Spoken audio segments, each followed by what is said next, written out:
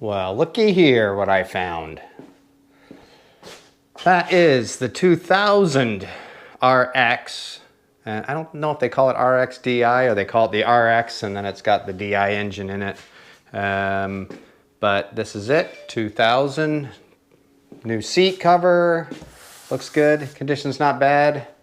The hood separates on a lot of these things. There's a lot of damage here anyway, so somebody put screws in it. That's fine.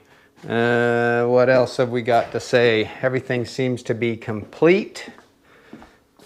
Came with the trailer. So I got the pump and everything. I'll show you why I bought this. Let me just get the seat off.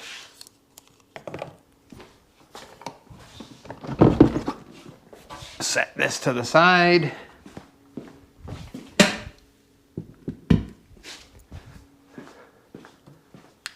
This machine has different air injectors. See how they're big round black ones? And I need those air injectors. So to get those on eBay are over 600 bucks, 700 bucks to get them delivered. I had a set, I gave 2 to another guy that I sold an engine to, and the other 2 I sold to someone that needed them, not thinking that I need it for my conversion over there, so I had to pick this up. So what I want to do with this is it's not winterized, so I want to put it on the Seadoo Pro. Apparently it has a maintenance light. Check it out, see what's going on. If it's a quick fix, fix it. If not, I just want to winterize it so that nothing cracks, and then, because I'm probably gonna have to store this outside because you can see the garage is full, and just pull the air injectors out, and then I'll stick the other pair of air injectors in there just to seal it up. But eventually we're just gonna gut this whole thing. Had a full top end rebuild, but of course, as you know, every time you do these rebuilds, there's always something that seems to cause problems. I don't see anything. Seems like the air injectors are hooked up and everything. So let's throw the Seadoo Pro on it. I gotta put a battery in it. Got a lot of good parts though. The tether's always beaten up. Let's hook up the Seadoo Pro, put a battery in it, see what's going on. Quick spark test. Yeah, just a little bit of a draw. No smoke. Okay, battery is in. Let's see if we can do an hour check. No beep. Maintenance right away, so something's amiss. I want to see if we can see the hours. 2:20. Look at the reflection.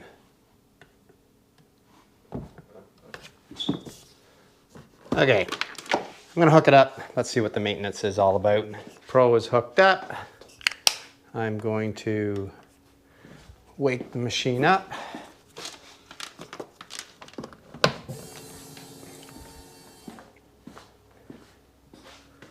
Let's see what she says.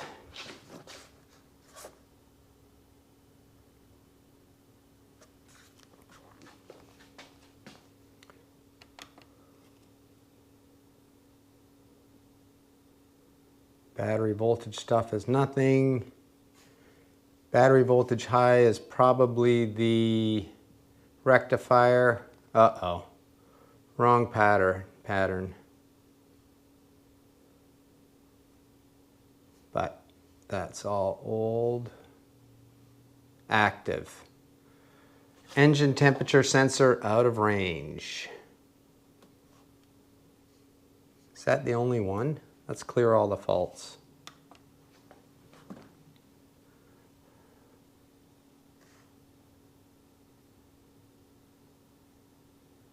That could just be the temperature sensor came unplugged.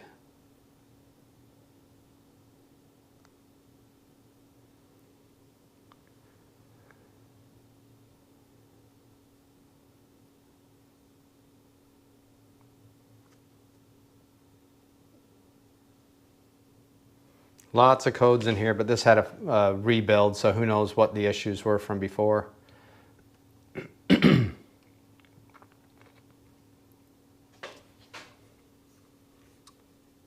active codes. Let's scroll down. Temperature sensor. Let's have a look. That is right there, that brass fitting. Guess what? Let me clip that on and see what happens. It is hooked up. I had to take the rail off. There's just no room in there to clip it on. Let's see.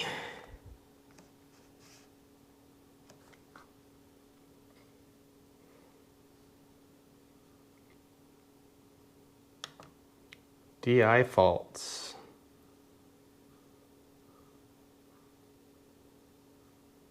Inactive. Clear the codes. 6,415. 00000. All right, let's see if it runs just for fun.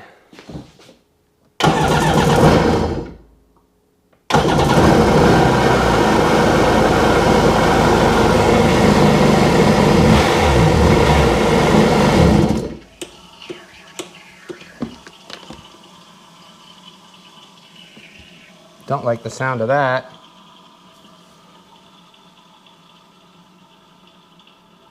There's an air leak somewhere. And you know what I noticed too? Was some of these lines are not going where they're supposed to go. So that is an interesting sound. Maybe there's more to this than meets the eye. Let's have a look. First thing I noticed is this pipe that comes out of the top of the exhaust goes to the air compressor. Now, here's the top of the exhaust. It is going to that valve at the back on the exhaust. So that's wrong. This one, the side one, goes to the rave here, exhaust rave, I guess, or whatever they call that. Should go into the side, and the one from the side is going into the top of, I don't even know where that's going. That's going into a T. And then this, all the water pipes are all wrong. So that's what that noise was. We got air blowing through water in the exhaust, but nothing serious. We can switch all of those around. So that is that.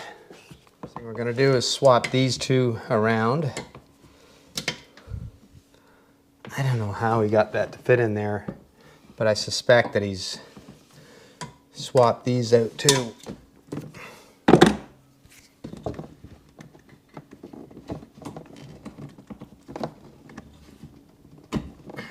Because that goes there.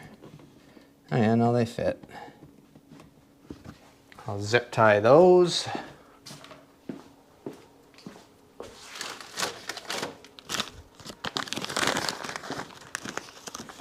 I apparently did take it for a spin.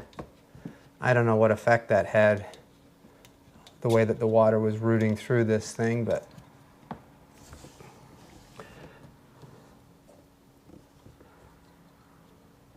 let's root it the right way.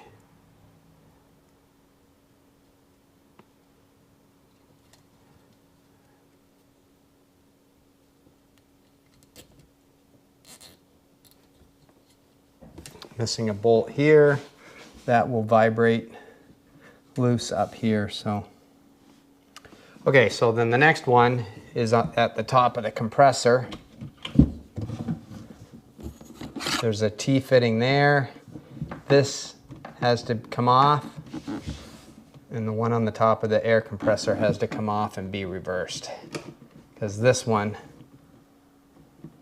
actually, hang on, the one on the top goes to the air compressor. Oh, is it by switching it up here?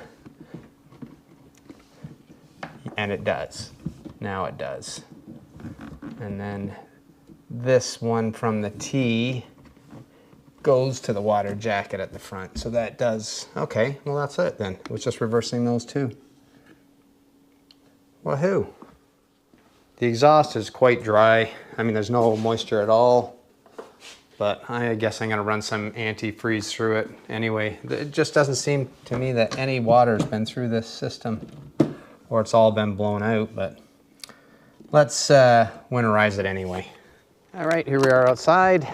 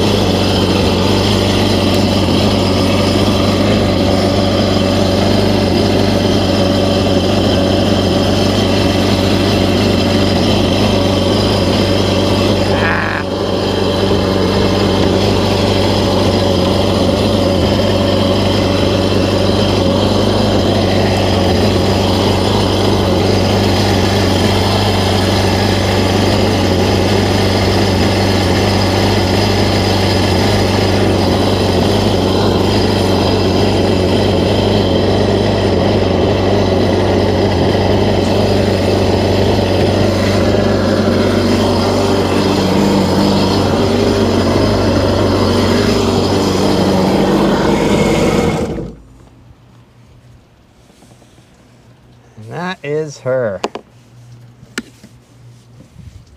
This thing was bone dry.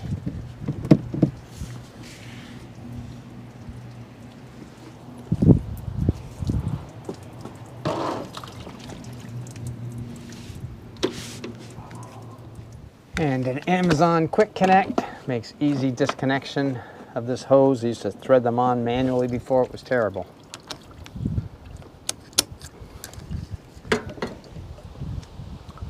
Well, I think that's all I'm going to do to this machine for now. I'm going to pull the air injectors off of here, put it on my other machine temporarily until I can get some more. The idea of this thing was to gut this thing for parts. Now I'm not sure what I should do because it's in pretty darn good shape. There's no reason to tear it down. The thing runs perfect, starts perfect, idles perfect. I don't know.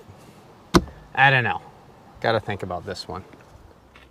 So moving forward, got a little bit colder outside, but the latest update on this RXDI. There's the update. Molder was good, pulled the motor, I pulled it all apart, and that's going to go into another project.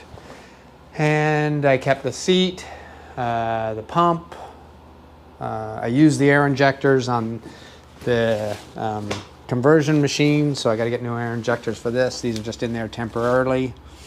So I'm going to gut this thing, take it right down to the bare bones, and make sure that everything's put together properly, and then put it back together again. So the only thing I have left here that I wasn't sure about was this trim module. So I think we're going to check this out and see if it actually works or not. I see that this was disconnected, the motor, so maybe it's seized. Let's see if we can do something with it. If not, I'll have to replace that, but hopefully the module is still good. Let's see what we got. Negative. Doesn't matter which one is negative. Positive. Yes, no, seized, I'm sure. Oh, it's working. Well, why the heck did they disconnect it then? Let's reverse the negative and positive. See if that moves out.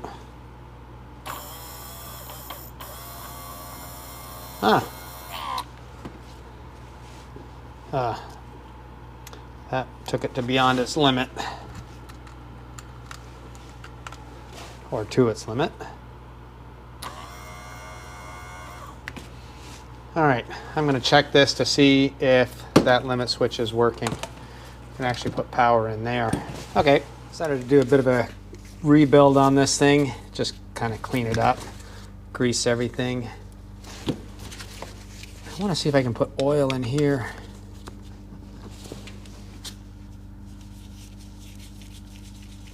Ooh, looks promising.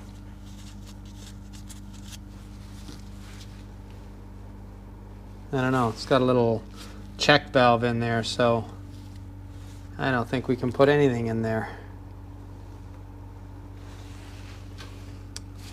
I don't think that's going to do anything. Well, tried that 10 different ways, and I can't figure out how to test this. I don't know, maybe I got to plug it into the machine in order to do a test. Because I put power in here, and I measure both these, and both read that they got power, which isn't right. And when I plug the motor in, nothing happens. Can't short anything here.